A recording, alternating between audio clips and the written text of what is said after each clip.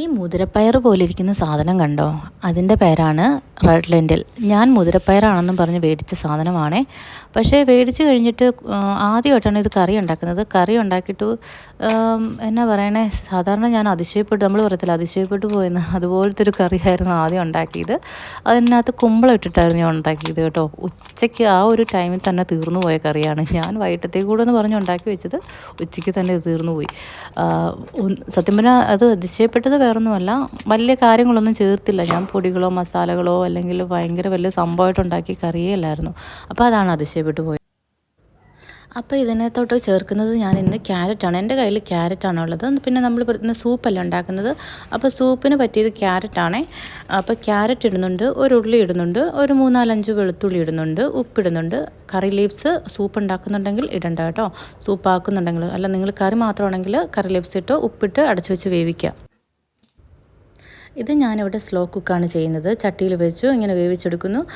ഞാൻ ഇടയ്ക്ക് വെള്ളം ഉണ്ടോ നോക്കും. വെള്ളം നന്നായിട്ട് വെന്ത് കഴിയുമ്പോൾ, ഇത് കുറച്ച് വേഗമുള്ള ഇതാണ്. എന്താണെന്ന് വെച്ചാൽ ആ സ്കിന്നാണ് ബ്ലാക്ക് കളറിൽ ഇല്ല ബ്രൗൺ കളറിൽ ഇരിക്കുന്ന സാധനം. അതിൻ്റെ അകത്ത് നല്ല ചുമന്ന ഒരു റോസ് കളറിലുള്ള ഒരു പരിപ്പാണ്, ലെൻറ്റിലാണ് ഇരിക്കുന്നത്. അപ്പോൾ നമുക്ക് തൊലിയോട് ഉള്ള ആയതുകൊണ്ട് നമുക്കിതിനകത്ത് ഫൈബർ കണ്ടൻറ്റ് കൂടുതലാണ്. അതുപോലെ നല്ല ന്യൂട്രീഷ്യസ് പ്രോട്ടീൻ റിച്ച് ഒരു കറിയാണ് കേട്ടോ ഇത്. അപ്പം ഇടയ്ക്കിടയ്ക്ക് ഞാനിത് മാഷ് ചെയ്ത് കൊടുക്കും, വെള്ളം ഒഴിക്കും. അതിങ്ങനെ മാഷ് ചെയ്ത് വെള്ളം ഒഴിച്ച് നന്നായിട്ട് വേവിച്ചുകൊണ്ടേയിരിക്കും. അപ്പോഴാണ് കറിക്ക് ടേസ്റ്റ് കൂടുന്നത്. നമ്മൾ മാഷ് ചെയ്തുകൊണ്ടിരിക്കുമ്പോഴാണ് കറിക്ക് ടേസ്റ്റ് കൂടുന്നത്. അപ്പോൾ ഞാൻ കുക്കറിനകത്ത് വെച്ചിട്ടുണ്ട്. കുക്കറിനകത്ത് വെക്കുമ്പോൾ ഇടയ്ക്ക് നമ്മൾ കുറേ 5-6 വട്ടം അടുപ്പിച്ചിട്ട് നമ്മൾ തുറന്ന് നോക്കണം. ഇതിനകത്ത് കുക്കിംഗ് ടൈം മാത്രമാണ് ഇതിനകത്ത് ഏറ്റവും കൂടുതൽ സമയം വരുന്നത്. അല്ലെങ്കിൽ നമുക്കിത് 1 മിനിറ്റ് 2 മിനിറ്റ് അല്ലെങ്കിൽ 3 മിനിറ്റ്സ് കറി എന്നൊക്കെ പറയാം. നമ്മുടെ കറി ഇവിടെ വെന്തിട്ടുണ്ട്. ഞാനിവിടെ താളിക്കാൻ പോവുകയാണ്.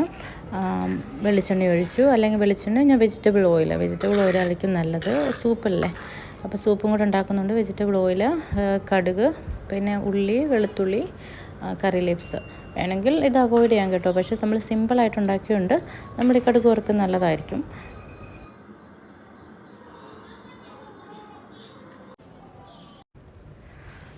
അപ്പോൾ ഡിന്നറിൻ്റെ ടൈം ആയപ്പോഴത്തേക്ക് ഞങ്ങൾ ബാക്കിയുണ്ടായിരുന്നതെടുത്ത് മിക്സിയുടെ ജാറിനകത്തിട്ട് മാഷ് ചെയ്യാൻ പോവുകയാണേ. നന്നായിട്ട് മാഷ് ചെയ്തെടുത്തിട്ട് നിങ്ങളുടെ കയ്യിൽ ക്രീം ഉണ്ടെങ്കിൽ ക്രീം യൂസ് ചെയ്യാം.